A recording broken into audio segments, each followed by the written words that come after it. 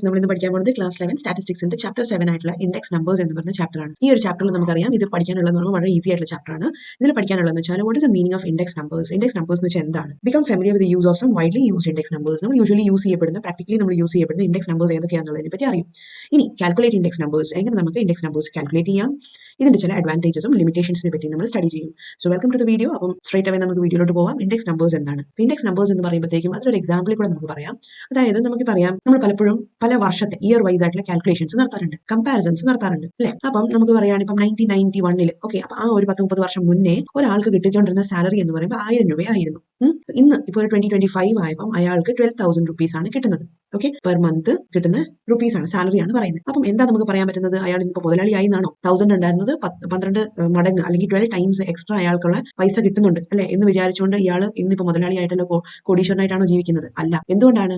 Because ഇയാളുടെ income increase ആയപ്പോഴത്തേക്കും അതിന്റെ ഒപ്പം തന്നെ ജീവിത ചെലവുകൾ, എക്സ്പെൻസസും ഇൻക്രീസ് ആയിട്ടുണ്ട് അല്ലെ. പണ്ട് 1000 രൂപയും കൊണ്ട് അയാൾ മേടിച്ചുകൊണ്ടിരുന്ന സാധനങ്ങളുടെ വിലയൊക്കെ ഇതേപോലെ തന്നെ ഇൻക്രീസ് ആയിട്ടുണ്ട്. അപ്പൊ അതുകൊണ്ട് തന്നെ നമുക്ക് എന്ത് മനസ്സിലാക്കാൻ പറ്റും? ഏതൊരു ഫാക്ടറും നമ്മൾ കമ്പയർ ചെയ്യുമ്പോൾ അത് പല വേരിയബിൾസുമായിട്ട് റിലേറ്റഡ് ആണ്. പല വേരിയബിൾസ് അല്ലെങ്കിൽ പല ഫാക്ടേഴ്സ് ഉണ്ട് ഒരു കാര്യങ്ങൾ ചേഞ്ച് ചെയ്യാൻ വേണ്ടി. ഇപ്പൊ നമ്മളിപ്പോൾ ഒരു പ്ലാന്റിന്റെ ഗ്രോത്തിനെ പറ്റി പറയുകയാണെങ്കിൽ, പ്ലാന്റിന്റെ ഗ്രോത്തിനെ പറ്റി പറയുമ്പോൾ നമുക്കറിയാം, അത് നന്നായിട്ട് ഭംഗിയായിട്ട് വളർന്നിരിക്കുന്ന ഒരു പ്ലാന്റ് ആണെങ്കിൽ നമുക്ക് എന്തൊക്കെ അറിയാൻ പറ്റും? അതിന് അതിന് പ്രോപ്പർ സൺലൈറ്റ് കിട്ടുന്നുണ്ട്, പിന്നെ അതിന് പ്രോപ്പർ വെള്ളം കിട്ടുന്നുണ്ട്, അതിന് പ്രോപ്പർ ആയിട്ടുള്ള ഒരു കെയർ കിട്ടുന്നുണ്ട്, പിന്നെ ഫെർട്ടിലൈസർ കിട്ടുന്നുണ്ട്. ഇങ്ങനെയൊക്കെ നമുക്ക് പല ഫാക്ടേഴ്സും പറയാം അല്ലെ. അല്ലാണ്ട് ഒരേ ഒരു ഫാക്ടർ മാത്രമല്ല, അവിടെ ആ ചെടി നിൽക്കുന്നത് സൺലൈറ്റ് നല്ല വെളിച്ചം കിട്ടുന്നതുകൊണ്ട് മാത്രമാണ് അത് നന്നായിട്ട് വന്നിരിക്കുന്നത് എന്ന് പറയാൻ പറ്റുമോ? ഇല്ല. വേറെ പല ഫാക്ടേഴ്സും ഇതിന്റെ പിന്നിൽ ഉണ്ടാവും. ഇനി നമ്മളിപ്പോൾ ഒരു കുട്ടീനെ സംബന്ധിച്ചെടുത്ത് കഴിഞ്ഞാൽ, ഒരു കുട്ടി ഒരു 70 അല്ല പോട്ടെ, ഒരു 35% സ്കോർ ചെയ്ത് നടക്കുന്ന കൊച്ചാണ് അല്ലെ, അതായത് ബിലോ ആവറേജ് മേടിക്കുന്ന കൊച്ചാണ്. അപ്പൊ പൊതുവെ ആൾക്കാർ എന്ത് പറയും? അവൻ ഭയങ്കര പ്രശ്നക്കാരനാണ്, മടിയനാണ്, ഉഴപ്പനാണ്, അങ്ങനെ പല മുദ്രകളും കുത്തും. പക്ഷെ അവർക്ക് പേഴ്സണലി ആ കൊച്ചിനെ അറിയുന്നുണ്ടായിരിക്കില്ല. മനസ്സിലായില്ല? ആ കുട്ടിയുടെ ലൈഫിൽ ചിലപ്പോൾ എന്തെങ്കിലും ട്രോമ ആയിരിക്കാം സംഭവിക്കുക, അല്ലെങ്കിൽ എന്തെങ്കിലും കാരണവശാലായിരിക്കും ഈ കൊച്ച് ഇത്രയും കുറവ് മാർക്ക് ഏൺ ചെയ്യുക. പക്ഷെ ഇന്നത്തെ കാലത്താണെങ്കിൽ അതിനെ MDMA വെച്ചും പിന്നെ അതുപോലെ പല രീതിയിലുള്ള കാര്യങ്ങളുമായിട്ട് അതിനെ റിലേറ്റ് ചെയ്യും. ബട്ട് അത് മാത്രമായിരിക്കുമോ? ഇല്ല. ഈ കുട്ടി ഇങ്ങനെ സ്റ്റഡീസിന് പിന്നിൽ പോകാനെന്നുണ്ടെങ്കിൽ പല ഫാക്ടേഴ്സും ഇതിന് പിന്നിൽ കാണും അല്ലെ. ചിലപ്പം എല്ലാപ്പോഴും 90% സ്കോർ ചെയ്തുകൊണ്ടിരുന്ന കുട്ടി എക്സാമിന്റെ ആ ദിവസം ചിലപ്പം പനി പിടിച്ചായിരിക്കാം, സിക്ക് ആയിരിക്കാം, അല്ലെങ്കിൽ ഏതോ തലവേദന പിടിച്ച നേരാണോ എന്താണോ ആൾക്ക് നന്നായിട്ട് പെർഫോം ചെയ്യാൻ പറ്റിയിട്ടുണ്ടാവില്ല. അതുകൊണ്ടായിരിക്കാം 35% മേടിച്ചത്. പക്ഷെ പറഞ്ഞു വരുമ്പോൾ എന്താണ് ആൾക്കാർ പറയാം? ബാക്കി ഇറലവന്റ് ആയിട്ടുള്ള ഫാക്ടേഴ്സ് എല്ലാം നമ്മൾ കൂട്ടിക്കഴിച്ച് പറയും. അപ്പം ഈ ഇൻഡെക്സ് നമ്പേഴ്സ് എന്ന് പറയുന്ന കോൺസെപ്റ്റ് ഇത്രയേ ഉള്ളൂ. നമ്മൾ വേരിയബിൾ ആയിട്ടുള്ള, അതായത് നമുക്ക് ഇവിടെ വായിച്ചാൽ തന്നെ അറിയാൻ പറ്റും, നമ്മൾ ഡിഫറെന്റ് ഗ്രൂപ്പ് ഓഫ് റിലേറ്റഡ് വേരിയബിൾസിനെയാണ് ഇവിടെ സ്റ്റഡി ചെയ്യുന്നത്. റിലേറ്റഡ് വേരിയബിൾസിനെയാണ് നമ്മൾ ഇവിടെ സ്റ്റഡി ചെയ്യുന്നത് over A period of time. എന്ന് നമുക്ക് പറയാം. ഇതാണ് ഇവിടുത്തെ ഒരു ഫാക്ടർ. ഇനി നമുക്ക് മനസ്സിലാക്കുകയാണെങ്കിൽ, നമ്മൾ നേരത്തെ പറഞ്ഞല്ലോ 1991 ഇയാൾക്ക് കിട്ടിയ സാലറി ഇത്ര, ഇന്ന് ഇയാൾ കിട്ടുന്നത് ഇത്ര എന്ന് പറഞ്ഞു അല്ലെ. അപ്പം ഇങ്ങനെ 2 വർഷം അല്ലെങ്കിൽ 2 വർഷത്തിന് ഇയർ നമ്പർ 1ഉം ഇയർ നമ്പർ 2ഉം വെച്ച് നമ്മൾ കമ്പാരിസൺ നടത്തുകയാണ്, ഒരു സ്റ്റഡി നടത്തുകയാണ്. അതിൽ ഇയർ നമ്പർ 1നെ നമ്മൾ ബേസ് ഇയർ എന്ന് നമ്മൾ കണക്ക് കൂട്ടും. ബേസ് ഇയർ വെച്ചിട്ടായിരിക്കും നമ്മൾ കാൽക്കുലേറ്റ് ചെയ്യാം. അപ്പൊ നമ്മളെ പറ്റി സാധാരണ കമ്പയർ ചെയ്യുമ്പോൾ പറയും, പണ്ട് നന്നായിട്ട് പഠിച്ചുകൊണ്ടിരുന്നതാണ് അല്ലെ, ഇപ്പൊ ഭയങ്കര ഉഴപ്പായി എന്നൊക്കെ രീതിയിൽ നമ്മൾ പറയും. അപ്പൊ എപ്പോഴാണ് നമ്മൾ എപ്പോഴും പാസ്റ്റ് വെച്ചുകൊണ്ടാണ് കമ്പയർ ചെയ്യുക അല്ലെ. അപ്പം ഇവിടെ നമ്മൾ എന്താണ്, ഇയർ നമ്പർ 1 കൊടുത്തിട്ടുണ്ട്, ഇയർ നമ്പർ 2 കൊടുത്തിട്ടുണ്ട്. അപ്പൊ അതിൽ ഏറ്റവും ലാസ്റ്റ് ഇയർ ഏതാണ്? ഫോർ എക്സാമ്പിൾ 1991 ഉണ്ട്, അതിന്റെ ഡേറ്റയും 2025ന്റെ ഡേറ്റയും വെച്ചാണ് നമ്മൾ സ്റ്റഡി ചെയ്യുന്നതെങ്കിൽ 1991 എന്ന് പറയുന്നത് ബേസ് ഇയർ ആണ് എന്ന് മനസ്സിലാക്കുക. ബിക്കോസ് ബേസ് ഇയറിന്റെ അടിസ്ഥാനത്തിലായിരിക്കും നമ്മൾ ഈ വർഷത്തിന് സ്റ്റഡി ചെയ്യുന്നത് എന്ന് ചുരുക്കം. ഇനി നമ്മൾ കൊമേഴ്സുകാരെ സംബന്ധിച്ച് നോക്കുമ്പോഴത്തേക്കും ഇവിടെ പ്ലാന്റിന്റെ ഗ്രോത്തോ അല്ലെങ്കിൽ നമുക്ക് കുട്ടിയുടെ പഠിത്തത്തിന്റെ നിലവാരമോ ഒന്നും അല്ല നമുക്ക് ഇവിടെ അളക്കേണ്ടത്. എന്താണെന്ന് വെച്ചാൽ 2 കാര്യങ്ങളാണ്. ഇൻഡെക്സ് നമ്പേഴ്സിൽ നമ്മൾ പ്രാക്ടിക്കലി അളക്കാൻ പോകുന്നത് രണ്ട് കാര്യങ്ങളാണ്. ഒന്നാമത്താണ് will have is price index numbers, രണ്ടാമത്താണ് ക്വാണ്ടിറ്റി ഇൻഡെക്സ് നമ്പേഴ്സ്. ഓക്കെ, അപ്പൊ ഇൻഡെക്സ് നമ്പേഴ്സിന്റെ ക്ലാസിഫിക്കേഷൻ പറയുകയാണെങ്കിൽ രണ്ടുണ്ട്, പ്രൈസ് ഇൻഡെക്സ് നമ്പേഴ്സും ഉണ്ട്, ക്വാണ്ടിറ്റി ഇൻഡെക്സ് നമ്പേഴ്സും ഉണ്ട്. അപ്പൊ നമുക്ക് ഓൾറെഡി അറിയാം, 2 വർഷം വെച്ച് നമ്മൾ കമ്പയർ ചെയ്യും. ഒരെണ്ണം ബേസ് ഇയർ ആണ് നമ്മൾ പഠിച്ചു. അപ്പോൾ ഒരു പെർട്ടിക്കുലർ ഇയർ വെച്ചുകൊണ്ട് എന്തുമാത്രം പ്രൈസിൽ ഉണ്ടായ മാറ്റം, എന്തുമാത്രം ഉണ്ടായി, ഏതാണ് നമ്മൾ പ്രൈസ് ഇൻഡെക്സ് നമ്പേഴ്സിൽ സ്റ്റഡി ചെയ്യുന്നത്. ഇനി അതേപോലെ തന്നെ ക്വാണ്ടിറ്റി ഇൻഡെക്സ് നമ്പേഴ്സ് എന്ന് പറയുമ്പോൾ ഒരു പെർട്ടിക്കുലർ ഇയറിൽ, ഒരു പെർട്ടിക്കുലർ വർഷത്തിൽ നമ്മൾ എന്തുമാത്രം ക്വാണ്ടിറ്റി ക്രിയേറ്റ് ചെയ്തിരുന്നു, പ്രൊഡ്യൂസ് ചെയ്തിരുന്നു. ഫോർ എക്സാമ്പിൾ 100 യൂണിറ്റ്സ് ആയിരുന്നു നമ്മൾ 1991 പ്രൊഡ്യൂസ് ചെയ്തുകൊണ്ടിരുന്നത്. പക്ഷേ 2025 ആയപ്പോഴത്തേക്ക് എന്തായി, നമ്മുടെ ഒരു പോപ്പുലർ ആയി, നമ്മൾ ബ്രാൻഡൊക്കെ നല്ല ഹൈഫൈ ആയി. അപ്പൊ നമ്മൾ 10,000 യൂണിറ്റ്സ് ആണ് ഇപ്പം പെർ ഡേ പ്രൊഡ്യൂസ് ചെയ്യുന്നതെങ്കിൽ ഇത് ഉണ്ടായ മാറ്റം എത്ര? ഇതൊക്കെയാണ് ക്വാണ്ടിറ്റി ഇൻഡെക്സ് നമ്പേഴ്സിൽ നമ്മൾ സ്റ്റഡി ചെയ്യുന്നത്. സോ അപ്പം ഒന്നാമത്തായിരുന്നു പ്രൈസ്, രണ്ടാമത്തായിരുന്നു ക്വാണ്ടിറ്റി എന്ന് മനസ്സിലാക്കുക. ഇനി നമ്മൾ പ്രാക്ടിക്കലി മുന്നോട്ട് വരുമ്പോഴത്തേക്ക് കുറച്ച് ഇക്വേഷൻസ്, കുറച്ച് കാര്യങ്ങളൊക്കെ പഠിച്ച് നമ്മൾ ഇതിനെ ഒന്ന് സോൾവ് ചെയ്യാൻ ശ്രമിക്കാം. ഇനി ഇൻഡെക്സ് നമ്പേഴ്സിനെ പറ്റി അറിയാൻ വേണ്ടിയിട്ട് നമുക്കൊരു ചെറിയൊരു എക്സാമ്പിൾ നമ്പർ 1 ഒന്ന് സോൾവ് ചെയ്ത് നോക്കാം. അപ്പോൾ ഇവിടെ കൊടുത്തിരിക്കുന്നത് എന്താണ്? ഈ ടേബിളിൽ കൊടുത്തിരിക്കുന്ന കമ്മോഡിറ്റി കൊടുത്തിട്ടുണ്ട്. കമ്മോഡിറ്റി എന്ന് വെച്ചാൽ സാധനം, എന്താ നമ്മൾ പ്രൊഡ്യൂസ് ചെയ്യുന്നത്. കമ്മോഡിറ്റി നമ്പർ 1 ഉണ്ട്, എ ഉണ്ട്, ബി ഉണ്ട്, സി ഉണ്ട്, ഡി ഉണ്ട്. ഇനി അടുത്തത് ബേസ് ഇയർ. ബേസ് ഇയർ എന്ന് പറയുമ്പോൾ ഇവിടെ വർഷം കൊടുത്തിട്ടില്ല, എന്തായാലും ആ ഒരു വർഷത്തിന്റെ പ്രൈസ് ആണ് കൊടുത്തിരിക്കുന്നത്. കമ്മോഡിറ്റി എയുടെ പ്രൈസ് എന്ന് പറയുമ്പോൾ 2 രൂപയായിരുന്നു, ബിന്റെ 5 റുപ്പീസ് ആയിരുന്നു, സിന്റെ 4 ഡിന്റെ 2. ഇനി കറന്റ് പീരീഡ് എന്ന് പറയുമ്പോൾ ബേസ് ഇയറിന്റെ ഓപ്പോസിറ്റ് അല്ലെ ഇപ്പൊ നടക്കുന്ന കറന്റ് ആയിട്ടുള്ള പീരീഡ്, ദാറ്റ് ഇസ് 4 6 5 3. ഇനി എന്ത് പെർസെന്റേജ് ചേഞ്ച് ആണ് ഉണ്ടായത് അല്ലെങ്കിൽ എന്ത് മാറ്റമാണ് ഉണ്ടായത്? പെർസെന്റേജ് ചേഞ്ച് ഇവിടെ കൊടുത്തിട്ടുണ്ട് 100 20 25 50. അതായത് ഈ വർഷം വെച്ച് കമ്പയർ ചെയ്യുമ്പോൾ നമ്മുടെ ഇപ്പോഴത്തെ നടന്നുകൊണ്ടിരിക്കുന്ന വർഷത്തിൽ നിന്ന് എന്ത് പ്രൈസ് ചേഞ്ച് ആണ് ഉണ്ടായത് എന്നാണ് നമ്മളിവിടെ ഈ പെർസെന്റേജ് ചേഞ്ച് കൊണ്ട് ഉദ്ദേശിക്കുന്നത്. ഇനി നമുക്ക് വേറെ കാര്യം മനസ്സിലാക്കേണ്ടത് എന്ന് വെച്ചാൽ ഇൻഡെക്സ് കൺസ്ട്രക്ട് ചെയ്യാൻ വേണ്ടി, ഇൻഡെക്സ് നമ്പേഴ്സ് കൺസ്ട്രക്ട് ചെയ്യാൻ വേണ്ടിയിട്ട് രണ്ട് മെത്തേഡ്സ് ആണ് ഉള്ളത്, പ്രൈസും ക്വാണ്ടിറ്റി. അത് മാത്രമല്ല ഇൻഡെക്സ് നമ്പേഴ്സ് അതായത് നമ്മൾ കാൽക്കുലേറ്റ് ചെയ്യാൻ വേണ്ടിയിട്ട് first of all aggregative method എന്ന് പറയും. നെക്സ്റ്റ് ആണ് മെത്തേഡ് ഓഫ് ആവറേജിംഗ് റിലേറ്റീവ്സ്. ഈ രണ്ട് മെത്തേഡ്സ് ആണ് നമുക്ക് പഠിക്കേണ്ടത്. അപ്പൊ ആദ്യമേ മനസ്സിലാക്കുക, നമ്മൾ അഗ്രിഗേറ്റീവ് മെത്തേഡിൽ സിമ്പിൾ അഗ്രിഗേറ്റീവ് മെത്തേഡ് ഉണ്ട്. ഓക്കെ, സിമ്പിൾ അഗ്രിഗേറ്റീവ് മെത്തേഡിൽ നമ്മൾ പ്രൈസ് ഇൻഡെക്സ് എങ്ങനെ കണ്ടുപിടിക്കും? P01 എന്നാണ് ഉദ്ദേശിക്കുന്നത് കേട്ടോ. P01 എന്ന് പറയുന്നതാണ് നമ്മുടെ പ്രൈസ് റിലേറ്റീവ് എന്ന് പ്രൈസ് ഇൻഡെക്സ് എന്ന് ഓർത്തിരിക്കുക. ഇനി ഈക്വൽ ടു എന്താണ് equation? Sigma P1 divided by sigma P0 into 100. അപ്പൊ നമ്മൾ എപ്പോഴും ഓർക്കുക, നമ്മുടെ ഇൻഡെക്സ് നമ്പേഴ്സ് എന്ന് പറയുമ്പോൾ റെപ്രസെന്റ് ചെയ്യുന്ന ഓൾവേസ് പെർസെന്റേജസിലാണ്. അതുകൊണ്ടാണ് ഇൻടു 100 എന്നൊക്കെ നമ്മൾ ഇട്ടിരിക്കുന്നത്. ഇനി ഇതിന്റെ അകത്ത് നമുക്ക് മനസ്സിലാക്കേണ്ടത് എന്താണ്? ഇക്വേഷന്റെ എലിമെന്റ്സ് ആണ് അല്ലെ. ഇക്വേഷന്റെ എലിമെന്റ്സ് ഏതൊക്കെയാണ്? നമ്മുടെ സിഗ്മ P1 എന്ന് പറയുമ്പോൾ എപ്പോഴും ഓർക്കുക, അത് price of commodity in the current period ആണ്. അതായത് കറന്റ് പീരീഡ് എന്ന് പറയുമ്പോൾ എന്താണ്? ഇത് ഇപ്പൊ ഇത് 2025 ആണ്, ഇപ്പോഴത്തെ വർഷം, ഇത് പണ്ടത്തെ വർഷം, ഇങ്ങനെ എടുക്കാം നമുക്ക്. ഓക്കെ, ഇതുപോലെയാണെന്നുണ്ടെങ്കിൽ കറന്റ് പീരീഡിന്റെ പ്രൈസസ് എല്ലാം കൂടി കൂട്ടുന്നതാണ് സിഗ്മ P1 എന്ന് ഓർക്കുക. അപ്പൊ എത്ര വരും സിഗ്മ P1 എന്ന് പറയുമ്പോൾ? നമ്മുടെ എക്സാമ്പിൾ വെച്ചിട്ട് 4 + 6 + 5 + 3 എന്ന് വരും അല്ലെ. ഇനി divided by sigma P1 divided by എന്താണ്? സിഗ്മ P0 ആണ് അല്ലെ. സിഗ്മ P0 എന്ന് പറയുമ്പോൾ എന്തായിരിക്കും? അപ്പം P0 എന്ന് പറയുമ്പോൾ എപ്പോഴും അത് ബേസ് പ്രൈസ് ആണ്. ഓക്കെ, അപ്പൊ ബേസ് പ്രൈസിന്റെ വാല്യൂസ് എല്ലാം നമ്മൾ കാൽക്കുലേറ്റ് ചെയ്യണം. അതായത് 2 + 5 + 4 + 2 ഇൻടു 100. ഇത് നമ്മൾ കാൽക്കുലേറ്റ് ചെയ്ത് വരുമ്പോഴത്തേക്ക് നമുക്ക് കിട്ടുന്ന വാല്യൂ ആണ് 138.5% എന്ന് നമുക്ക് കിട്ടും. അപ്പൊ നമുക്ക് മനസ്സിലാക്കാൻ പറ്റും എന്ത്? നമ്മുടെ പ്രൈസ് എങ്ങനെ റൈസ് ആയിരിക്കുന്നത്, എത്ര ശതമാനത്തോളാണ് ഇൻക്രീസ് ആയിരിക്കുന്നത്? 38% നമ്മുടെ പ്രൈസ് ഇൻക്രീസ് ആയി അല്ലെ. പണ്ടത്തെ ഈ ഒരു കോൺസെപ്റ്റ് വെച്ച് നോക്കുമ്പോൾ നമ്മുടെ പ്രൈസ് ഇത്ര ശതമാനം കൂടുതലായി എന്ന് നമുക്ക് പറയാൻ പറ്റും. ബിക്കോസ് നമ്മൾ ഇതൊക്കെ എവിടെയാണ് യൂസ് ചെയ്യുന്നത്? ഇങ്ങനത്തെ ഡേറ്റ ഒക്കെ നമ്മൾ യൂസ് ചെയ്യുന്നത് പലപ്പോഴും നമ്മൾ കേട്ടിട്ടുണ്ട് എക്കണോമിക്സിന്റെയും പിന്നെ അതേപോലെ ഫിനാൻഷ്യൽ ആയിട്ടുള്ള ന്യൂസുകൾ കേൾക്കുകയാണെങ്കിൽ നമുക്കറിയാം, അവിടെ പലപ്പോഴും നമ്മൾ പറയാറുണ്ട്. അതായത് ഇലക്ട്രോണിക്, ഇപ്പോൾ ഫോർ എക്സാമ്പിൾ ഇപ്പോൾ ലേറ്റസ്റ്റ് ആയിട്ട് ബഡ്ജറ്റിന്റെ ന്യൂസ് വന്നു അല്ലെ. ബഡ്ജറ്റ് പ്രൊസീജിയറിനൊക്കെ കഴിഞ്ഞപ്പോഴത്തേക്ക് നമുക്കറിയാം ബഡ്ജറ്റിന്റെ കഴിഞ്ഞ പ്രാവശ്യത്തെക്കാളും കൂടുതൽ ഈ നോർമൽ ആവറേജ് ഇൻകം ഗ്രൂപ്പുകാർക്ക് ഒത്തിരി നല്ല രീതിയിൽ ഗുണം ചെയ്യുന്നുണ്ട്. പിന്നെ അതേപോലെ തന്നെ കുറെ സാധനങ്ങളുടെ പണ്ടത്തെക്കാളും കൂടുതൽ വില ഇൻക്രീസ് ആവാൻ ചാൻസ് ഉണ്ട്. പിന്നെ ഇലക്ട്രോണിക് വെഹിക്കിൾസിന് എക്സ്ട്രാ ഇത്ര ശതമാനം ഇൻക്രീസ് ആവുന്നുണ്ട്. അപ്പം ഇതൊക്കെ കമ്പയർ ചെയ്യുന്ന എപ്പോഴാണ്? എങ്ങനെയാണ്? നമ്മൾ നേരത്തെ ഡേറ്റ വെച്ചിട്ടാണ് ഇപ്പോഴത്തെ ഡേറ്റയെ കമ്പയർ ചെയ്യുന്നത്. ഇനി അടുത്തത് നമുക്ക് നോക്കുകയാണെങ്കിൽ പ്രൈസ് കം ക്വാണ്ടിറ്റി ഇൻഡെക്സ് നോക്കാം. അതായത് ക്വാണ്ടിറ്റിയും കൂടി നമ്മൾ കൂട്ടുകയാണെങ്കിൽ, അതായത് ഒരു സാധനത്തിന്റെ പ്രൈസ് മാത്രമാണ് നമ്മൾ ഈ ഒരു ഫോർമുലയിൽ കമ്പയർ ചെയ്തത്, ഇതിന്റെ പ്രൈസ് മാത്രം. ഇനി പ്രൈസും ക്വാണ്ടിറ്റിയും കൂടി നമ്മൾ കമ്പയർ ചെയ്യണമെങ്കിലോ, ഇവിടെയാണ് നമുക്ക് വെയിറ്റഡ് ആയിട്ടുള്ള ഒരു അഗ്രിഗേറ്റ് പ്രൈസ് ഇൻഡെക്സ് മെത്തേഡ് ഉള്ളത്.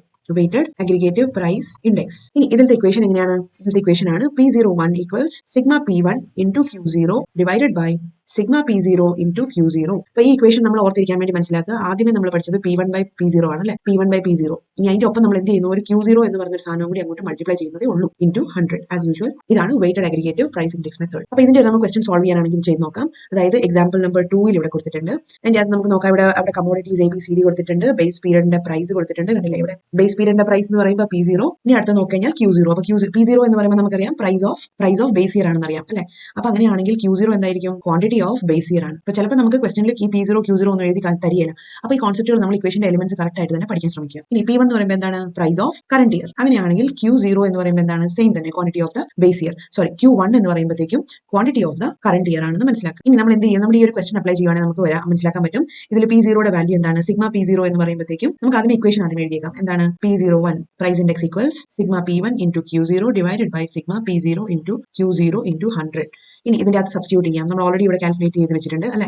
അപ്പൊ എത്രയാണ്? ഇനി നമുക്ക് കൺഫ്യൂഷൻ അവോയ്ഡ് ചെയ്യാൻ വേണമെങ്കിൽ ഒരു കോളം കൂടി ആഡ് ചെയ്യാം. ഫോർ എക്സാമ്പിൾ ഇത് കൊമോഡിറ്റിയുടെ കോളാണ്, പിന്നെ ഇത് P0യുടെ കോളമാണ്, Q0യുടെ കോളം വരച്ചു, P1 വരച്ചു, Q1 വരച്ചു. ഇത്രയും നമ്മുടെ ക്വസ്റ്റൻ ഓൾറെഡി കൊടുത്തിട്ടുണ്ട് അല്ലെ. അപ്പൊ നമ്മുടെ ഈ ഒരു ടെക്സ്റ്റ് ബുക്കിൽ കൊടുത്തേക്കുന്ന രീതി എന്ന് പറയുമ്പോഴത്തേക്കും ഇത് കുറച്ച് കൺഫ്യൂസിംഗ് ആണ് അല്ലെ. അപ്പൊ ഇതിന് വേണമെങ്കിൽ നമുക്ക് സിംപ്ലിഫൈ ചെയ്യാൻ വേണ്ടിയിട്ട് നമുക്ക് ഈ ഒരു ആൻസറിൽ എഴുതുന്നത് എങ്ങനെ ചെയ്യാം? അതായത് ക്വസ്റ്റനിൽ തന്നിരിക്കുന്ന അതേ സാധനങ്ങളൊക്കെ എഴുതുക. കമ്മോഡിറ്റി അറിയാം, P0യുടെ വാല്യൂസ് അറിയാം, Q0യുടെ വാല്യൂസ് അറിയാം, P1ന്റെ അറിയാം, Q1ന്റെ അറിയാം. ഇനി നമുക്ക് വേണ്ടി എന്താണ്? P1 Q0 ആണ് അല്ലെ. അപ്പൊ അതിന്റെ അർത്ഥം ഏതാണ്? 1 2 3 4 ഫോർത്ത് കോളവും അതേപോലെ തേർഡ് കോളവും കൂടി മൾട്ടിപ്ലൈ ചെയ്യുന്നതാണ് എന്ത്? നമ്മുടെ ഈ ഇക്വേഷന്റെ എലിമെന്റ് കിട്ടുന്നത് P1 × Q0 കിട്ടാൻ വേണ്ടിയിട്ട്. അപ്പൊ P1 × Q0 എന്ന് പറയുമ്പോൾ എത്ര വരും? നമുക്ക് ഇവിടെ കാണാൻ പറ്റുമല്ലോ ഏതൊക്കെയാണ്. ആദ്യമേ 4 × 10 എന്ന് പറയുമ്പോൾ 40 അല്ലെ. ഇനി അതേപോലെ 6 × 12, അതേപോലെ അടുത്തത് 5 × 20, കമ്മോഡിറ്റി ഡിയുടെ 15 × 3. അപ്പൊ ഇത്രയും സോൾവ് ചെയ്ത് കണ്ടെത്തുക. ഇതിന്റെ ടോട്ടൽ ആണ് നമുക്ക് കിട്ടേണ്ടത് P1 Q0 എന്ന് പറയുന്ന ഐറ്റം. നെക്സ്റ്റ് നമുക്ക് നോക്കാനാണെങ്കിൽ ഇക്വേഷന്റെ ഒരു എലിമെന്റ് നമുക്ക് കിട്ടിയിട്ടുള്ളൂ. ഇനി നെക്സ്റ്റ് എലിമെന്റ് എങ്ങനെ കണ്ടുപിടിക്കാം? P0 Q0 എന്ന് പറയുമ്പോൾ എന്താണ്? ഇത് second second column third column കൂടി മൾട്ടിപ്ലൈ ചെയ്യുന്നതാണ് നമ്മുടെ ഈ ഒരു ഇക്വേഷൻ എലിമെന്റ് വരിക. അപ്പോൾ P0 into Q0 എന്ന് എഴുതുക. എന്നിട്ട് ഇതേപോലെ നമ്മൾ കാൽക്കുലേറ്റ് ചെയ്യാം. P0യുടെ വാല്യൂ എത്രയാണ്? 2 ആണ്. Q0യുടെ വാല്യൂ 10 ആണ്. അപ്പം 2 into 10 എന്ന് എഴുതുക. നമ്മുടെ എക്സാമിൽ എഴുതുമ്പോൾ ഒരിക്കലും ഈ പറഞ്ഞ കാൽക്കുലേഷൻ ഇതുപോലെ എഴുതേണ്ട ആവശ്യമില്ല. ഇത് സോൾവ് ചെയ്ത് ഡയറക്ട്ലി 20 എന്നങ്ങോട്ട് എഴുതിയാൽ മതി. അപ്പോൾ ഇത് മനസ്സിലാക്കാൻ വേണ്ടിയിട്ട് മാത്രമാണ് ഇപ്പം ഡീറ്റെയിൽ ആയിട്ട് കാണിക്കുന്നത്. നെക്സ്റ്റ് 5 into 12 എന്ന് എഴുതുക. നെക്സ്റ്റ് 4 into 20 എന്ന് എഴുതുക. ആൻഡ് ലാസ്റ്റ് വൺ 2 into 15 എന്ന് എഴുതുക. ഇതിന്റെ എല്ലാം കൂടി ടോട്ടൽ വരുന്നതാണ് നമ്മുടെ സിഗ്മ P0 Q0 എന്ന് പറയുന്ന ഇക്വേഷൻ എലിമെന്റ്. അപ്പം നമ്മുടെ ഇക്വേഷനിൽ വേണ്ട ഈ രണ്ട് സാധനങ്ങളും കിട്ടി അല്ലേ? അപ്പം നമുക്ക് എന്താ നമ്മുടെ വാല്യൂസ് ഇപ്പോൾ ഇവിടെ റെഡിമേഡ് ആയിട്ട് കൊടുത്തിട്ടുണ്ട്. 257 ഡിവൈഡഡ് ബൈ 190. അപ്പം നമ്മൾ അതിന് ഇക്വേഷനെ സോൾവ് ചെയ്യുന്നു. 257 ഡിവൈഡഡ് ബൈ 190 into 100. അപ്പൊ നമുക്ക് എത്ര കിട്ടും? സോൾവ് ചെയ്ത് കഴിഞ്ഞാൽ 135.3 എന്ന് പറഞ്ഞിട്ടുള്ള ആൻസർ കിട്ടും. ഇനി ഇവിടെ നമ്മൾ വെയ്റ്റഡ് അഗ്രിഗേറ്റീവ് പ്രൈസ് ഇൻഡെക്സ് മെത്തേഡിൽ മനസ്സിലാക്കേണ്ട ഒരു കാര്യം എന്താണെന്ന് വെച്ചാൽ നമ്മൾ ഇവിടെ യൂസ് ചെയ്തത് എന്താണ്? നമുക്കറിയാം P1 അറിയാം, P0 അറിയാം, Q1 ഉണ്ട്, Q0 ഉണ്ട്. പക്ഷെ നമ്മൾ ഇവിടെ എല്ലാം യൂസ് ചെയ്തിട്ടുണ്ടോ? ഇല്ല. P0നെ നമ്മൾ യൂസ് ചെയ്തിട്ടുണ്ട്, P1നെ യൂസ് ചെയ്തിട്ടുണ്ട്, Q0നെ യൂസ് ചെയ്തിട്ടുണ്ട്. പക്ഷെ Q1നെ ഇതുവരെ നമ്മൾ എടുത്തോ ഇക്വേഷനിൽ? ഇല്ല, എടുത്തിട്ടില്ല. അപ്പം നമ്മുടെ ഈ ഒരു വെയ്റ്റഡ് അഗ്രിഗേറ്റീവ് മെത്തേഡിന്റെ സ്പെഷ്യാലിറ്റി എന്ന് പറയുമ്പോൾ ഇതിനെ നമുക്ക് ലാസ്പിയേഴ്സ് പ്രൈസ് ഇൻഡെക്സ് എന്ന് വിളിക്കാം. ലാസ്പിയേഴ്സ് പ്രൈസ് ഇൻഡെക്സ് വഴിയാണ് നമ്മളോട് സോൾവ് ചെയ്യാൻ പറഞ്ഞിരിക്കുന്നത്. നമ്മൾ ഈ ഇക്വേഷൻ ആണ് ഫോളോ ചെയ്യേണ്ടത്. ഇവിടെ എന്താണ് speciality? Weighted average quantity of base year ആണ്. Okay, quantity of base year ആണ് നമ്മൾ ഇവിടെ കണക്ക് കൂട്ടുന്നത്. Q0 ആയിട്ടാണ് നമ്മൾ എടുക്കുന്നുള്ളൂ. ഇനി അപ്പോൾ സ്വാഭാവികമായിട്ട് Q1ന്റെ എവിടെയും ഒരു ആപ്ലിക്കേഷൻ വരണ്ടേ? തീർച്ചയായും Q1ന്റെ ആപ്ലിക്കേഷൻ ഉള്ള സെയിം ഇക്വേഷന്റെ ക്വസ്റ്റൻ ആണ് നമ്മൾ ഇനി അടുത്ത് ചെയ്യാൻ പോകുന്നത്. അതിന് വേറൊരു പേരും സെയിം മെത്തേഡ്സും ആണ് നമ്മൾ യൂസ് ചെയ്യുക. അപ്പോൾ അതിലോട്ട് നമുക്ക് പോകാം. അടുത്തായിട്ട് നമ്മൾ പഠിക്കാൻ പോകുന്നതാണ് പാഷേസ് പ്രൈസ് ഇൻഡെക്സ്. പാഷേസ് പ്രൈസ് ഇൻഡെക്സിന്റെ സ്പെഷ്യാലിറ്റി എന്ന് വെച്ചാൽ ഇവിടെ നമ്മുടെ പ്രൈസ് ഇൻഡെക്സ് കാൽക്കുലേറ്റ് ചെയ്യുന്നത് കറന്റ് ഇയറിന്റെ പ്രൈസും കറന്റ് ഇയറിന്റെ വെയിറ്റുകളും ഉപയോഗിച്ചാണ്. അപ്പോൾ അതിന്റെ അർത്ഥം നമുക്ക് എന്താണ്? വെയിറ്റ് ആയിട്ട് ഉപയോഗിക്കുന്നത് കറന്റ് ഇയറിന്റെ ക്വാണ്ടിറ്റി ആണ് എന്ന് നമ്മൾ മനസ്സിലാക്കുക. അതെന്താണ്? Q1 ആണ് എന്ന് മനസ്സിലാക്കുക. അപ്പോൾ അതുകൊണ്ട് തന്നെ നമ്മുടെ ഇക്വേഷൻ എങ്ങനെ മാറ്റം വരും? നമ്മുടെ ഇക്വേഷൻ ഒരു ചെറിയ മാറ്റം വരും. P01 ഈക്വൽസ് sigma P1 by sigma P0 ആണ് നമുക്കറിയാമല്ലോ. അതിൽ യാതൊരു മാറ്റവും ഇല്ല. മറിച്ച് ഇനി വരാൻ പോകുന്ന എലിമെന്റ് ആണ് മാറ്റം വരുന്നത്. ഇത് നമ്മൾ Q0 എന്ന് എടുത്തിട്ടുണ്ടെങ്കിൽ ഇനി പാഷേസ് പ്രൈസ് ഇൻഡെക്സ് മെത്തേഡ് വഴി നമ്മൾ ചെയ്യുമ്പോൾ Q1 എന്നായിരിക്കും എടുക്കുക. അപ്പോൾ സ്വാഭാവികമായിട്ട് നമ്മുടെ ഇക്വേഷന്റെ ചെറിയൊരു മാറ്റം വരുമ്പോഴത്തേക്കും നമ്മുടെ പ്രൈസസിലും മാറ്റം വരും. നമുക്ക് കിട്ടാൻ പോകുന്ന അൾട്ടിമേറ്റ് ഔട്ട്പുട്ടിലും ചെറിയൊരു വേരിയേഷൻ വരും. അപ്പോൾ ഇപ്പോൾ കണ്ട ഈ എക്സാമ്പിളിനെ വെച്ച് തന്നെ ഇവിടെ ഒന്ന് വർക്ക്ഔട്ട് ചെയ്ത് വരുമ്പോഴത്തേക്കും നമുക്ക് കാണാം ഇവിടുത്തെ Q1 വാല്യൂസ് ആണ് എടുത്തേക്കുന്നത് അല്ലേ? നമ്മൾ Q0 വെച്ച് നേരത്തെ മൾട്ടിപ്ലൈ ചെയ്തു. ഇനി നമ്മൾ Q1 വെച്ചുകൊണ്ടാണ് ചെയ്യുന്നത്. അപ്പോൾ അങ്ങനെ നമ്മൾ സോൾവ് ചെയ്ത് നോക്കിക്കഴിഞ്ഞാൽ അറിയാം ഇവിടെ 132.1 എന്നാണ് കിട്ടുക. നേരത്തെ കിട്ടിയത് 135 ആയിരുന്നു അല്ലേ? അപ്പോൾ ചെറിയൊരു വേരിയേഷൻ കണ്ടില്ലേ? ഇനി അടുത്താണ് മെത്തേഡ് ഓഫ് ആവറേജിംഗ് റിലേറ്റീവ്സ്. അതായത് ഇവിടെ മനസ്സിലാക്കേണ്ടത് നമ്മുടെ ഈ പ്രൈസ് റിലേറ്റീവ്സിനെ നമ്മൾ ആവറേജിംഗ് ചെയ്യും. അതായത് ഒന്നിൽ കൂടുതൽ സാധനങ്ങൾ ഐറ്റംസ് ഉണ്ടെന്നുണ്ടെങ്കിൽ നമ്മൾ അതിനെ ആവറേജിംഗ് മെത്തേഡ് വഴി എങ്ങനെ ചെയ്യും? ഇവിടെ ചെറിയ വേറൊരു ഇക്വേഷൻ വരുന്നുണ്ട്. P01 equals 1 by n sigma P1 by P0 into 100. ഈ ഇക്വേഷന്റെ എലിമെന്റ്സ് മനസ്സിലാക്കാൻ ശ്രമിച്ചേ. എന്താണ് 1 by n എന്ന് പറയുമ്പോൾ n is equals number of commodities. Number of observations ആണ് നമ്മൾ പറഞ്ഞല്ലോ ഇതിന് മുന്നേ. അപ്പോൾ ഇവിടെ നമ്പർ ഓഫ് കമോഡിറ്റീസ് നമ്മൾ ഒന്നിൽ കൂടുതൽ കമോഡിറ്റിയുടെ പ്രൈസസ് ആണ് കമ്പയർ ചെയ്യുന്നതെങ്കിൽ നമുക്ക് ഈ ഇക്വേഷനും അപ്ലൈ ചെയ്യാം. നമ്പർ ഓഫ് കമോഡിറ്റീസ് P1 അറിയാം, P0 അറിയാം അല്ലെ? ഇനി നമുക്ക് വേണ്ടിയത് P1 ഉം P0 സെപ്പറേറ്റ് അല്ല, സിഗ്മ P1 by P0 ആണ് അല്ലെ? അപ്പം P1 എന്ന് പറയുമ്പോൾ നമ്മുടെ കറന്റ് ഇയറിന്റെ പ്രൈസസ് എല്ലാം കൂടി ആഡ് ചെയ്യാം. കറന്റ് ഇയർ പ്രൈസസ് എല്ലാം ആഡ് ചെയ്യാം. അത് കഴിഞ്ഞിട്ട് ഡിവൈഡഡ് ബൈ ബേസ് ഇയറിന്റെ പ്രൈസസ് എല്ലാം ആഡ് ചെയ്യാം. ഇനി ആ ടോട്ടൽ ഡിവൈഡഡ് ബൈ P0 അങ്ങനത്തെ ഒരു കാൽക്കുലേഷൻ ആണ് ഇവിടെ ചെയ്യുന്നത്. അപ്പോൾ നമ്മുടെ ക്വസ്റ്റനിൽ ഇപ്പോൾ നമ്മുടെ ടെക്സ്റ്റ് ബുക്കിൽ കൊടുത്തേക്കുന്നത് വെച്ചാൽ എല്ലാം നമുക്ക് ബ്രേക്ക് ചെയ്ത് സിമ്പിൾ ആയിട്ട് പൊട്ടിച്ചാണ് കൊടുത്തിരിക്കുന്നത്. അപ്പം അങ്ങനെ ചെയ്യാൻ വേണമെന്നുണ്ടെങ്കിൽ 4653 എന്നൊക്കെ നമുക്ക് ആഡ് ചെയ്ത് നമുക്ക് മേളിൽ കിട്ടിയിരിക്കുന്ന നമ്പേഴ്സ് ഉണ്ടല്ലോ, ഏതാണ് നമ്മുടെ ഓക്കെ, നമുക്ക് ഇത് കാൽക്കുലേറ്റ് തന്നെ ചെയ്യാം.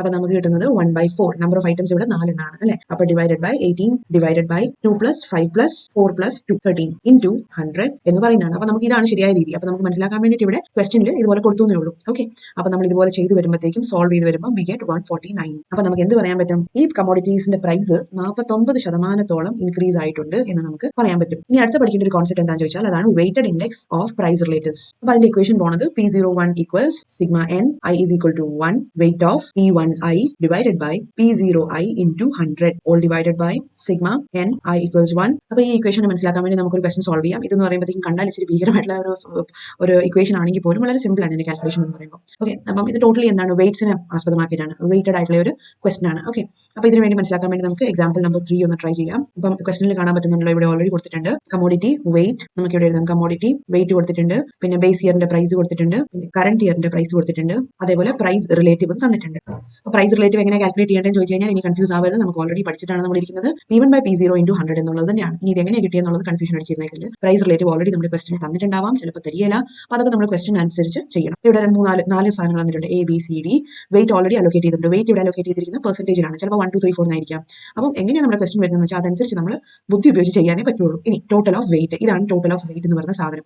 അപ്പോൾ നമ്മൾ എന്താ ഈ ഇക്വേഷന്റെ ഈ എലിമെന്റിനാണ് നമ്മൾ കണ്ടുപിടിക്കേണ്ടത്. എന്നാൽ പിന്നെ ടോട്ടൽ ഓഫ് വെയിറ്റിന് എങ്ങനെ എഴുതിയാൽ പോരെ എന്ന് ചോദിച്ചാൽ കൺഫ്യൂഷൻ അടിച്ച് പോകും. തൽക്കാലം നമ്മുടെ ഇക്വേഷന്റെ കൊടുത്തിരിക്കുന്ന ഒരു ഗുരുമാല് പിടിച്ച ഒരു ഇക്വേഷൻ ഇതാണ്. അപ്പോൾ അതുപോലെ എഴുതുക. ടോട്ടൽ വെയിറ്റ് എത്രയാണ്? 40 + 30 + 20 + 10 100. ഇനി ബേസ് ഇയറിന്റെ പ്രൈസസ് കൊടുത്തിട്ടുണ്ട് 2, 5, 4, 2 കൊടുത്തിട്ടുണ്ട്.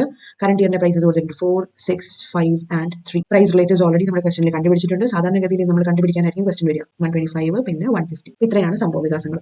ഇനി നേരെ ഇക്വേഷന്റെ താഴത്തോട്ട് കൊണ്ടുപോയി എഴുതുക. നമുക്കിപ്പോൾ ടൈം കൺസ്ട്രെയിൻ ഉള്ളതുകൊണ്ട് ഇത്രയും സമയം കളയാൻ ഉദ്ദേശിക്കുന്നില്ലാത്തതുകൊണ്ട് നമുക്ക് നേരെ സബ്സ്റ്റിറ്റ്യൂട്ട് ചെയ്യാം ഇക്വേഷനിലോട്ട്. അപ്പോൾ എങ്ങനെ വരും? എങ്ങനെയായിരിക്കും ചെയ്യേണ്ടത്? നമുക്കറിയാം weighted average of P1 by P0 into 100 divided by total of weight. അപ്പോൾ ഇവിടെ ചെയ്യേണ്ടതെന്ന് വെച്ചാൽ വെയിറ്റിന് നമ്മൾ അതിന്റെ പ്രൈസ് റിലേറ്റീവ് ആയിട്ട് മൾട്ടിപ്ലൈ ചെയ്യുന്നു. അത്രമാത്രം ചെയ്താൽ മതി. ഓക്കെ. സോ അപ്പോൾ ഇതിനു മുമ്പ് നമ്മൾ എങ്ങനെ ചെയ്തത് നമുക്കറിയാം. വേണമെന്നുണ്ടെങ്കിൽ ഇവിടെ ഒരു കോളം കൂടി ഇട്ടിട്ട് എഴുതിക്കോ. എന്താണ്? WI, അതായത് ഇക്വേഷന്റെ എലിമെന്റ് കേട്ടോ. ഈ ഇക്വേഷന്റെ എലിമെന്റ് ആണ് നമ്മളിപ്പോൾ കണ്ടുപിടിക്കാൻ പോകുന്നത്. P1I by P0I into 100. Okay. അപ്പോൾ ഇതെങ്ങനെ കണ്ടുപിടിക്കും?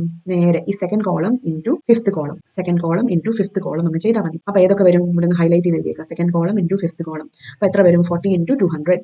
എത്രയാണെന്ന് വെച്ചാൽ കണ്ടുപിടിക്കുക. 30 × 120. ഇപ്പോഴും ശ്രദ്ധിക്കുക, ഇതൊരിക്കലും നമ്മൾ ഈ ബ്രാക്കറ്റ് എഴുതിയിരിക്കുന്ന ഇതേപടി പോയി എഴുതിയേക്കരുത്. ഇത് ജസ്റ്റ് കാൽക്കുലേഷൻ പർപ്പസിന് വേണ്ടി മാത്രമാണ് കേട്ടോ. എക്സാമിൽ എഴുതുമ്പോൾ നമ്മൾ മനസ്സിലോ അല്ലെങ്കിൽ എവിടെയാണെന്ന് വെച്ചാൽ കാൽക്കുലേറ്റ് ചെയ്തിട്ട് അൾട്ടിമേറ്റ് ആൻസർ മാത്രം അവിടെ എഴുതിയാൽ മതി. അപ്പം 10 × 150 അങ്ങനെ എഴുതുക. ഇനി ഇതിന്റെ എല്ലാത്തിന്റെയും കൂടി ടോട്ടൽ നമ്മൾ എടുത്തിട്ട് ഡിവൈഡഡ് ബൈ 100 ചെയ്യുക. ഇതിന്റെ എല്ലാത്തിനും ടോട്ടൽ എത്രയാണ് നമുക്കൊന്ന് കാൽക്കുലേറ്റ് ചെയ്യാം. 200 × 40 8000. തൽക്കാലം നമ്മൾ കുറച്ച് സ്ഥലം ഡ്രോ ചെയ്തേക്കാം. 200 × 40 8000 എന്ന് എഴുതി. നെക്സ്റ്റ് 30 × 120 3600. അടുത്താണ് 125 × 20 2500. നെക്സ്റ്റ് 150 × 10 1500. ഇനി ഇതെല്ലാത്തിനും കൂടി ഒന്ന് ആഡ് ചെയ്ത് എത്ര വരും? അപ്പൊ നമുക്ക് വരും 15600 എന്ന് ആൻസർ വരും. ഓക്കെ. ഇനി അതോടെ തീർന്നോ? ഇല്ല, നമുക്ക് ഇതിനെ ഫർദർ കാൽക്കുലേഷനിലോട്ട് കൊണ്ടുപോകേണ്ടതുണ്ട്. അപ്പൊ നമുക്ക് എഴുതാം. നമ്മുടെ ഇക്വേഷൻ അനുസരിച്ച് total 15600 divided by 100. Total weights എത്രയാണ് നമ്മൾ കണ്ടത്? 100 ആണ് നമുക്കറിയാം. 100. അപ്പൊ എത്ര വരും? 00 പോയി. നമുക്ക് കിട്ടുന്ന ആൻസർ ആണ് 156. ക്ലിയർ ആയി എന്ന് വിശ്വസിക്കുന്നു. നമുക്ക് വലിയ ഡീറ്റെയിൽ ആയിട്ടല്ലേ പോലും മനസ്സിലാക്കേണ്ട കുറച്ച് ഇമ്പോർട്ടന്റ് ആയിട്ടുള്ള ഇൻഡെക്സ് നമ്പേഴ്സ് ആണ്. ഏറ്റവും ആദ്യത്തെ നമ്മുടെ രാജ്യത്തിൽ അളക്കുന്ന ഇൻഡെക്സ് നമ്പേഴ്സ് ആണ് കേട്ടോ.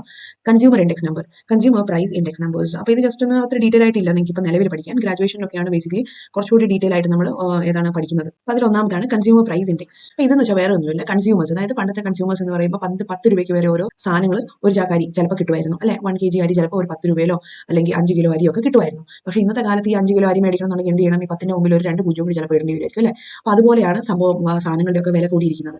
അപ്പം ഇതായിരുന്നു പണ്ടത്തെ സിനാരിയോ. പക്ഷേ ഇന്നത്തെ സിനാരിയോയിൽ സെയിം ആയിട്ടുള്ള സാധനം മേടിക്കണമെന്നുണ്ടെങ്കിൽ പോലും നമുക്ക് എക്സ്ട്രാ ഒരു വരുമാനം ഉണ്ടെങ്കിൽ മാത്രമാണ് നമുക്കത് അഫോർഡ് ചെയ്യാൻ പറ്റുന്നത്. ബിക്കോസ് സാധനങ്ങളുടെ ഒക്കെ വില ഇൻക്രീസ് ആയിട്ടുണ്ട്, ഇൻകംസ് അതുപോലെ ഇൻക്രീസ് ആയിട്ടില്ല എന്നുണ്ടെങ്കിൽ അതിനെയൊക്കെയാണ് കൺസ്യൂമർ പ്രൈസ് ഇൻഡെക്സ് വഴി നമ്മൾ അളക്കുന്നത്. നമ്മളിവിടെ നോക്കിയാൽ നമുക്ക് അറിയാൻ പറ്റും. കാൽക്കുലേഷനിലൊന്നും പോകേണ്ട ആവശ്യമില്ല വലിയ കാര്യമായിട്ട്.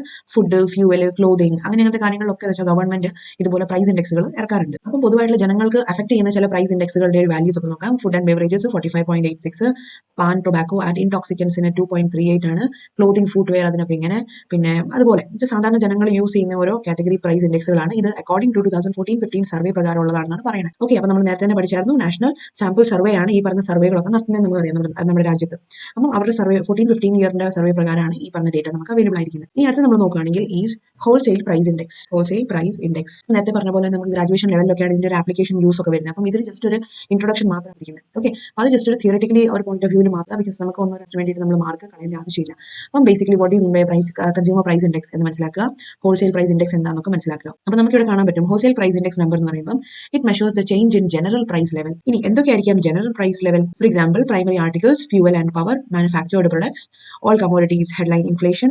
അപ്പം എന്തായാലും ഇങ്ങനത്തെ കുറച്ച് കാര്യങ്ങൾ, അതായത് പൊതുജനങ്ങൾ യൂസ് ചെയ്യുന്ന സമൂഹത്തിലെ കുറച്ച് ഐറ്റംസ് അല്ലെങ്കിൽ ഇതൊക്കെയാണ് ഫ്യൂവൽ, പവർ, ഇങ്ങനത്തെ കാര്യങ്ങളുടെ മേളിലൊക്കെ വന്നിരിക്കുന്ന ചേഞ്ചസ്. ഈ ഒരു സർവേ പറഞ്ഞിരിക്കുന്നത് 2016-17 എടുത്തേക്കുന്ന സർവേ ആണ്. 2016-17 ആണ് എടുത്തിരിക്കുന്നതെങ്കിൽ പോലും ഇവിടെ ബേസ് ഇയർ എടുത്തേക്കുന്നത് 2011-12 അടിസ്ഥാനത്തിലാണ്. അപ്പം ഈ വർഷങ്ങളുടെ ഇടയിൽ എന്തുമാത്രം മാറ്റം വന്നിട്ടുണ്ട് ഫ്യൂവലിന്, പ്രൈസസിന്, മാനുഫാക്ചർഡ് ഗുഡ്സിന്, അതൊക്കെയാണ് നമ്മൾ ഇവിടെ മെഷർ ചെയ്യുന്നത്. ഇനി ഒരു രാജ്യത്തിന്റെ അടുത്ത ഇമ്പോർട്ടന്റ് ആയിട്ടുള്ള ഇൻഡെക്സ് ആണ് ഹ്യൂമൻ ഡെവലപ്മെന്റ് ഇൻഡെക്സ്. അപ്പോൾ ഈ ഒരു ഇൻഡെക്സിനെ പറ്റി ഓൾമോസ്റ്റ് നമ്മൾ 10th ക്ലാസ്സിലൊക്കെ ഇതിൽ പഠിച്ചിട്ടുണ്ടാവാം അല്ലെ, സോഷ്യലിൽ പഠിച്ചിട്ടുണ്ടാവാം. ഇതെന്ന് വെച്ചാൽ ഡെവലപ്മെന്റ് ഓഫ് എ കൺട്രി അറിയാൻ വേണ്ടിയിട്ട്, അതായത് ഹ്യൂമൻ, അതായത് എന്തുമാത്രം അവർക്ക് ഡെവലപ്മെന്റ് ഉണ്ടായി, അവിടുത്തെ രാജ്യങ്ങളുടെ ജനങ്ങൾക്ക് എന്തുമാത്രം ഡെവലപ്മെന്റ് ഉണ്ടായി എന്നുള്ളതിനെ അറിയപ്പെടുന്ന ഒരു ഇൻഡെക്സ് ആണ് ഹ്യൂമൻ ഡെവലപ്മെന്റ് ഇൻഡെക്സ്. ഇനി അടുത്തൊരു ഫേമസ് ഒരു ഇൻഡെക്സ് ആണ് സെൻസെക്സ്. നിഫ്റ്റി ഒക്കെ അറിയാത്തവരോട് കുറവായിരിക്കും അല്ലെ, കൊമേഴ്സുകാരായിരിക്കും, നമ്മൾ ഏകദേശം ഇത് പേര് കേട്ടിട്ടെങ്കിലും ഉണ്ടായിരിക്കാം. റൈറ്റ്. അപ്പോൾ സെൻസെക്സ് എന്ന് പറയുമ്പോഴത്തേക്കും it belongs to the Bombay stock exchange, BSE എന്ന് പറയും. ഓക്കെ. NSE, BSE എന്നൊക്കെ പറയുന്നത് എന്താണ്? അത് നമ്മുടെ ഫിനാൻഷ്യൽ ഇൻഡെക്സസ് ആണ്, വളരെ ക്രൂഷ്യൽ ആയിട്ടുള്ള ഫിനാൻഷ്യൽ ഇൻഡെക്സസ് ആണ്. അപ്പോൾ ഇതിന്റെ ബേസ് ഇയർ കണക്കാക്കുന്നത് 1978-79 കാലഘട്ടമാണ് ഇവരുടെ ബേസ് ഇയർ കണക്കാക്കപ്പെടുന്നത്. ഇനി ഇതെന്താണ്? ബേസിക്കലി ഇന്ത്യൻ സ്റ്റോക്ക് മാർക്കറ്റിലെ ഒരു പ്രധാനപ്പെട്ട ഇൻഡെക്സ് ആണ് NSE, BSE. നമുക്കറിയാം ഇവിടെ എന്താണ്, ഇവിടെ നമുക്ക് ഒരു ഇതും കൂടി എഴുതാം, NSE, BSE അല്ലെ. NSE Nifty 50 എന്ന് പറഞ്ഞാൽ അവിടെ 50 സ്റ്റോക്സ് ആണ് ഇവിടെ ട്രേഡ് ചെയ്യപ്പെടുന്നത്. അതേപോലെ സെൻസെക്സിന്റെ കാര്യം പറഞ്ഞാൽ ഇവിടെ 30 സ്റ്റോക്സ് ആണ് ട്രേഡ് ചെയ്യപ്പെടുന്നത്. ഈ 30 സ്റ്റോക്സും റെപ്രസെന്റ് ചെയ്യുന്നത് ഇൻഡസ്ട്രിയിലെ 13 സെക്ടേഴ്സിനെയാണ് നമ്മൾ മനസ്സിലാക്കുക. ഇനി ഏതൊക്കെയാണ് ഈ സെക്ടേഴ്സ്? നമുക്കറിയാം എഡ്യൂക്കേഷൻ ഒരു സെക്ടറാണ്, അതേപോലെ ഹെൽത്ത് കെയർ ഒരു സെക്ടറാണ്, അതേപോലെ ഇൻഷുറൻസ് ഒരു സെക്ടറാണ്, ഫിനാൻസ് അനദർ സെക്ടറാണ്. അപ്പൊ ഇങ്ങനെ പല ഇതിലും പല സെക്ടറിലും അങ്ങനെ 13 സെക്ടേഴ്സിലുള്ള ബിഗ് ആയിട്ടുള്ള കമ്പനികളാണ് ഇതിന്റെ അകത്ത് ട്രേഡ് ചെയ്യുന്ന ബിഗ് ജൈൻസ്. അപ്പൊ നമുക്ക് മനസ്സിലാക്കേണ്ടത് എന്താണെന്ന് വെച്ചാൽ, ഇപ്പൊ ഫോർ എക്സാമ്പിൾ ഫിനാൻസ് സെക്ടറിനെ നമുക്ക് എടുക്കാം, അല്ലെങ്കിൽ നമുക്ക് ബാങ്കിങ് സെക്ടറിനെ എടുക്കാം. അപ്പൊ പല ബാങ്കുകൾക്കും എന്തുണ്ട്? പല ബാങ്കുകൾക്കും BSEയിൽ സ്റ്റോക്കുകളുണ്ട്. അപ്പം ഈ പറയുന്ന ബാങ്ക്, ഫോർ എക്സാമ്പിൾ നമ്മൾ കാനറ ബാങ്ക് എടുക്കുകയാണ്. കാനറ ബാങ്കിന്റെ നമ്മൾ ഇൻവെസ്റ്റ്മെന്റിലോട്ട് ഇൻവെസ്റ്റ് ചെയ്തവരാണ്. ഓക്കെ, അപ്പൊ നമ്മൾ ഇതിൽ ഇൻവെസ്റ്റ് ചെയ്തവരാണെങ്കിൽ കാനറ ബാങ്കിന്റെ സ്റ്റോക്കിന്റെ വാല്യൂസ് ഇൻക്രീസ് ആകുമ്പോൾ അതിന്റെ ഒരു ഓഹരി സ്വാഭാവികമായിട്ടും നമുക്കും കിട്ടും. അപ്പൊ നമുക്കറിയാം സെൻസെക്സിന്റെ ഇൻഡെക്സ് കൂടുമ്പോൾ നമുക്ക് എന്താണ് കിട്ടുന്നത്? നമുക്ക് തീർച്ചയായും അതുവഴി ബെനിഫിറ്റ് കിട്ടുവാണ്. ബിക്കോസ് സെൻസെക്സിന്റെ ഇൻഡെക്സ് കൂടുന്തോറും, സെൻസെക്സ് റൈസ് ആവുന്തോറും നമ്മൾ ഇൻവെസ്റ്റ് ചെയ്തിരിക്കുന്ന കമ്പനീസിന്റെ സ്റ്റോക്കിന്റെ മൂല്യം കൂടും. അപ്പൊ അതുവഴി എന്ത് സംഭവിക്കും? ഈ പറയുന്ന കമ്പനിയുടെ സ്റ്റോക്കിന്റെ മൂല്യം കൂടുമ്പോൾ നമ്മൾ അത് മേടിച്ചിട്ടുണ്ടെങ്കിൽ തീർച്ചയായും നമുക്കത് ബെനിഫിഷ്യൽ ആണ് എന്ന് നമുക്ക് പറയാൻ പറ്റും. അപ്പൊ അതുകൊണ്ട് തന്നെ ഇൻവെസ്റ്റേഴ്സിന് എന്ത് ചെയ്യും? കൂടുതൽ ഇൻവെസ്റ്റ് ചെയ്യാനുള്ള ഒരു കോൺഫിഡൻസ് ഉണ്ടാവും എന്നാണ് പറയുന്നത്. അപ്പം ഇത് ഒരു സെൻസെക്സ് എന്ന് പറയുന്നതും NSE എന്ന് പറയുന്നത്, നിഫ്റ്റി എന്നൊക്കെ പറയുന്നതും another type of index number ആണ്. ഇത് എന്ത് ടൈപ്പ് ഓഫ് ഇൻഡെക്സ് നമ്പർ ആണ്? ഇത് ഫിനാൻഷ്യൽ ഇൻഡെക്സ് നമ്പർ ആണ്, അല്ലെ? ഫിനാൻസുമായിട്ട് ബന്ധപ്പെട്ടിരിക്കുന്ന ഒരു കയറ്റവും ഇറക്കവും ഒക്കെയാണ് ഇവിടെ നമുക്ക് അറിയാൻ പറ്റുന്നത്. ഇനി നമുക്ക് അടുത്ത പഠിക്കേണ്ടതെന്ന് വെച്ചാൽ, what are the issues in the construction of index numbers? അതായത് നമ്മൾ ഇൻഡെക്സ് നമ്പേഴ്സ് കൺസ്ട്രക്ട് ചെയ്യുമ്പോൾ എന്തൊക്കെയാണ് പ്രോബ്ലംസ് വരാൻ ചാൻസ് ഉള്ളത് നമുക്ക് നോക്കാം. അപ്പൊ ഇതിൽ നമുക്ക് ജസ്റ്റ് വായിച്ച് നോക്കാൻ അറിയാൻ പറ്റും. ആദ്യത്താണ് ദ പർപ്പസ് ഓഫ് ഇൻഡെക്സ്. നമ്മൾ ഇതിന് മുന്നേ വരെ കണ്ടു, അല്ലെ? നമുക്ക് പ്രൈസ് ആണോ, 2 ഇയറിനുള്ള പ്രൈസ് ആണോ നമുക്ക് മനസ്സിലാക്കേണ്ടത്? അത് ക്വാണ്ടിറ്റി ആണോ, അതല്ലെങ്കിൽ നമുക്ക് ഒരു പെർ ക്യാപിറ്റൽ ഇൻകം, ഒരു പെർട്ടിക്കുലർ ഏരിയയിൽ താമസിക്കുന്ന വ്യക്തികളുടെ ഇൻകം ആണോ, ഇനി അതല്ലെങ്കിൽ ഫിനാൻസിന്റെ സ്ട്രക്ചർ ആണോ, എന്ത് കാര്യത്തിന് വേണ്ടിയിട്ടാണ് നമ്മൾ ഇൻഡെക്സ് നമ്പർ കൺസ്ട്രക്ട് ചെയ്യുന്നത്? അതാണ് ഏറ്റവും ആദ്യത്തെ ഒരു ചോദ്യം. അത് കറക്റ്റ് ആണെങ്കിൽ മാത്രമാണ് നമുക്ക് കറക്റ്റ് ആയിട്ടുള്ള ഒരു ഇൻഡെക്സ് നമ്പർ ചൂസ് ചെയ്യാൻ പറ്റുന്നത്. ഇനി അതേപോലെ സെക്കൻഡ് വൺ എന്ന് പറയുമ്പോൾ ദ ഫാക്ടേഴ്സ്. അതായത് നമ്മൾ പറഞ്ഞു ഇൻഡെക്സ് നമ്പേഴ്സ് കൺസ്ട്രക്ട് ചെയ്യുമ്പോഴത്തേക്കും എന്തെങ്കിലും ഒരു കാര്യം സംഭവിക്കണമെങ്കിൽ, ഒരു കുട്ടി പഠിക്കുന്നില്ല എന്നുണ്ടെങ്കിൽ അതിന് പല ഫാക്ടേഴ്സ് ഉണ്ട് നമ്മൾ കണ്ടു. അപ്പൊ ഇതേപോലെ തന്നെ നമ്മൾ ഇൻഡെക്സ് നമ്പർ കൺസ്ട്രക്ട് ചെയ്യുന്ന കാര്യത്തിലും കണ്ടായിരുന്നു. എന്തെങ്കിലും ഇക്കോണമിയിൽ ഒരു ഇൻക്രീസോ ഡിക്രീസോ സംഭവിച്ചാൽ അത് പല റീസൺ കൊണ്ടാവാം എന്ന് നമ്മൾ കണ്ടു. അപ്പൊ ഈ റീസണുകൾ കറക്റ്റ് ആയിട്ട് നമ്മൾ സ്റ്റേറ്റ് ചെയ്തിട്ടില്ല എങ്കിൽ നമ്മൾ ഇതിനെ സ്റ്റഡി ചെയ്യുന്നതും ഇൻഡെക്സ് നമ്പേഴ്സിൽ ഇൻക്ലൂഡ് ചെയ്യുന്നതും ആവശ്യമില്ലാത്ത ഒരു കാര്യമായി മാറും. അപ്പൊ നമ്മുടെ ഇൻഡെക്സ് നമ്പേഴ്സ് കറക്റ്റ് ആയിട്ടുള്ള ഒരു ഇൻഡെക്സ് കാണിക്കുകയില്ലെന്ന് ചുരുക്കം. ഇനി മൂന്നാമത്തെ ശ്രദ്ധിക്കേണ്ട കാര്യം എന്താണെന്ന് വെച്ചാൽ, എല്ലാ ഇൻഡെക്സ് നമ്പേഴ്സിനും എന്ത് വേണം? ഒരു ബേസ് ഇയർ നമ്മൾ സെലക്ട് ചെയ്തിരിക്കണം. ബേസ് ഇയർ ഉണ്ടെങ്കിൽ മാത്രമാണ് നമുക്ക് ഇൻഡെക്സ് നമ്പേഴ്സ് പോസിബിൾ ആവുള്ളൂ. നാലാമത്തെ ഒരു ചാലഞ്ച് എന്താണെന്ന് വെച്ചാൽ ചോയ്സ് ഓഫ് ഫോർമുല. അപ്പൊ നമുക്ക് ഓൾറെഡി അറിയാം, നമുക്ക് പല ഇക്വേഷൻസ് നമ്മൾ പഠിച്ചിട്ടുണ്ട്, അല്ലെ? പക്ഷെ നമുക്ക് എക്സാമിന്റെ ടൈം വരുമ്പോഴത്തേക്ക് ഏത് ഇക്വേഷൻ ആണെന്നുള്ളതിന്റെ ആകെ കൺഫ്യൂഷൻ വരും. പാഷയുടെ വേണോ, ലാസ്പിയേഴ്സിന്റെ വേണോ? അപ്പൊ അതൊക്കെ ഏത് സാഹചര്യത്തിലാണ് നമ്മൾ അതിനെ അപ്ലൈ ചെയ്യേണ്ടതെന്നുള്ളത് നമ്മൾ ഓൾറെഡി പഠിച്ചിട്ടുണ്ട്. പക്ഷെ എന്നാലും അത് ഓർത്തിരുന്ന് അപ്ലൈ ചെയ്യുക എന്ന് പറയുന്നത് അടുത്ത ഒരു ചാലഞ്ച് ആണ്. ഇനി അഞ്ചാമത്തേതാണ് caution while collecting primary data. അതായത് നമുക്കറിയാം, നമുക്കിപ്പം നിലവിൽ നമുക്ക് ക്വസ്റ്റൻസ് തന്നു, നമ്മൾ അതിന്റെ ഫോർമുല അപ്ലൈ ചെയ്തു, നമ്മളത് ആൻസർ കണ്ടെത്തി. പക്ഷെ റിയൽ ലൈഫ് പ്രോബ്ലത്തിൽ എന്താണ്? ആരും നമുക്ക് ക്വസ്റ്റൻ ആയിട്ട് ആരും തരികയില്ല, അല്ലെ? അപ്പൊ നമ്മൾ പ്രൈമറി ഡേറ്റ എന്ന് പറയുന്നത് സ്വന്തമായിട്ട് കളക്ട് ചെയ്യേണ്ട ഒന്നാണ്. അപ്പോൾ പ്രൈമറി ഡേറ്റ കളക്ട് ചെയ്യുന്നതിന് തന്നെ നമ്മൾ എന്തെങ്കിലും തെറ്റ് വരുത്തി വെച്ചാൽ സ്വാഭാവികമായിട്ടും നമ്മൾ ഫോർമുല കറക്റ്റ് ചെയ്യോ ബേസ് ഇയർ കറക്റ്റ് ചെയ്യോ ഒക്കെ ചെയ്താലും കറക്റ്റ് ആയിട്ട് ഒരു കൺക്ലൂഷനിൽ എത്താൻ പറ്റാണ്ട് വരും. നമ്മൾ നോക്കുമ്പോഴത്തേക്കും നമ്മളിപ്പോൾ പഠിച്ച എന്താണ്? നമ്മുടെ ബേസിക് ആയിട്ടുള്ള നമ്മുടെ എക്കോണമിയിൽ നമ്മൾ യൂസ് ചെയ്യുന്ന ചില ഇൻഡെക്സ് നമ്പേഴ്സ് ആണ് നമ്മളിപ്പോൾ കണ്ടത്. വളരെ ചുരുക്കിയായിട്ട് നമ്മൾ കണ്ടത്, അല്ലെ? വളരെ ഡീറ്റെയിൽ ആയിട്ട് നമ്മൾ കാണേണ്ട ആവശ്യം വന്നിട്ടില്ലായിരുന്നു. ഇനി നമ്മൾ പഠിക്കേണ്ടത് ഇൻഡെക്സ് നമ്പർ ഇൻ എക്കണോമിക്സ്. ഇത് വലിയ ഡീറ്റെയിൽ ആയിട്ടൊന്നും ഇല്ല, നമുക്ക് ജസ്റ്റ് അറിയേണ്ടത് ഇൻഡെക്സ് നമ്പർ എക്കണോമിക്സിൽ എങ്ങനെയാണ് നമ്മൾ ഇൻഡെക്സ് നമ്പേഴ്സിന്റെ യൂസേജ് വരുത്തുന്നത്. അപ്പൊ ഇതിൽ നമ്മൾ കണ്ടായിരുന്നു എന്താ? Wholesale price index number. Wholesale price index number. ഈ ഹോൾസെയിൽ പ്രൈസ് ഇൻഡെക്സ് എന്തിനാണ് നമ്മൾ യൂസ് ചെയ്തത്? നമുക്ക് ഇവിടെ ഒരു ഡെഫിനേഷൻ കാണാൻ പറ്റും. The wholesale price index is use to eliminate the effect of changes in prices on aggregates. അപ്പം അഗ്രിഗേറ്റുകൾ ഫൈൻഡ് ഔട്ട് ചെയ്തിട്ട് അതിന്റെ മേളിലുള്ള ചേഞ്ചസിനെ നമ്മൾ എലിമിനേറ്റ് ചെയ്യുക, വേണ്ടാതെ വെക്കുക, മാറ്റിക്കളയുക. ഇതൊക്കെയാണ് നമ്മുടെ ഹോൾസെയിൽ പ്രൈസ് ഇൻഡെക്സ് കൊണ്ട് നമ്മൾ ഉദ്ദേശിച്ചത്. ഇനി കൺസ്യൂമർ പ്രൈസ് ഇൻഡെക്സ് എന്തായിരുന്നു? ഇത് ബേസിക്കലി ഒരു സമൂഹത്തിൽ ചെയ്യുന്ന എന്തിനാണ്? അത്യാവശ്യം കൺസ്യൂമേഴ്സിന് സ്റ്റാൻഡേർഡ് ഓഫ് ലിവിംഗ്, അല്ലെങ്കിൽ കോസ്റ്റ് ഓഫ് ലിവിംഗ് നോർമലൈസ് ആക്കാൻ വേണ്ടിയിട്ടാണ്. അവരുടെ വേജസിന്റെ കാര്യത്തിൽ, പിന്നെ അതേപോലെ ഇൻകത്തിന്റെ പോളിസീസ്, ഓക്കെ, ഇൻകം പോളിസീസിന്റെ കാര്യത്തിൽ, അതേപോലെ പ്രൈസ് ഡിമാൻഡ് ഇതിന്റെ പോളിസീസിന്റെ കാര്യത്തിൽ, ബാക്കിയൊക്കെ നമുക്ക് കാണാൻ പറ്റും. Taxation, general economic policy. അപ്പൊ ഇതിനു വേണ്ടിയൊക്കെ ഇങ്ങനത്തെ കാര്യങ്ങൾക്ക് വേണ്ടിയാണ് നമ്മൾ consumer index numbers, price index numbers prepare ചെയ്യുക. ഇനി അടുത്ത നമ്മൾ നോക്കിയത് ഇൻഡെക്സ് ഓഫ് ഇൻഡസ്ട്രിയൽ പ്രൊഡക്ഷൻ എന്ന് പറഞ്ഞാൽ ദാറ്റ് ഇസ് IIP.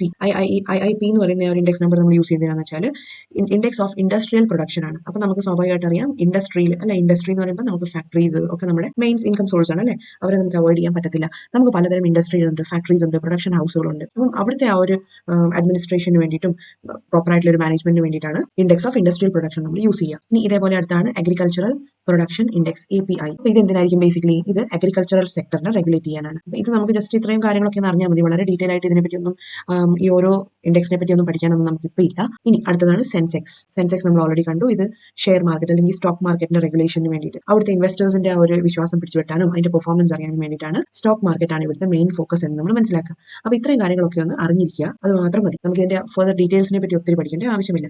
ഇതെല്ലാം നമുക്ക് എന്താണ്, it is basically for the economic survey. നമ്മുടെ സൊസൈറ്റിയിലുള്ള എക്കണോമിക്കലി നടക്കുന്ന ഓരോ കാര്യങ്ങളാണിത്. ഈ ഇൻഡെക്സസ് അനുസരിച്ചാണ് നമ്മുടെ ഗവൺമെന്റ് ഓരോ റൂൾസ് ആൻഡ് പോളിസീസ് ഫ്രെയിം ചെയ്യുന്നത്. അപ്പോൾ ഓവറോൾ നമ്മൾ നോക്കുകയാണെങ്കിൽ ചാപ്റ്റർ കൺക്ലൂഡ് ആവുകയാണ്. ഇതിലാകെ പഠിക്കേണ്ട വളരെ കുറച്ച് കാര്യങ്ങളുണ്ടായിരുന്നുള്ളൂ. ഇൻഡെക്സ് നമ്പേഴ്സ് എന്താണ്, what are the different types of index numbers പഠിച്ചു, പിന്നെ അവ എങ്ങനെ നമുക്ക് കാൽക്കുലേറ്റ് ചെയ്യാന്ന് പഠിച്ചു. അപ്പം പിന്നെ ലാസ്പിയസ് ഫോർമുലയുണ്ട്, പാഷിയസ് ഫോർമുലയുണ്ട്. അപ്പം ജസ്റ്റ് ഗോ ത്രൂ ചെയ്യുക, ഇമ്പോർട്ടൻ്റ് ആയിട്ട് ക്വസ്റ്റ്യൻസ് ഇട്ടേക്കാം. Thank you.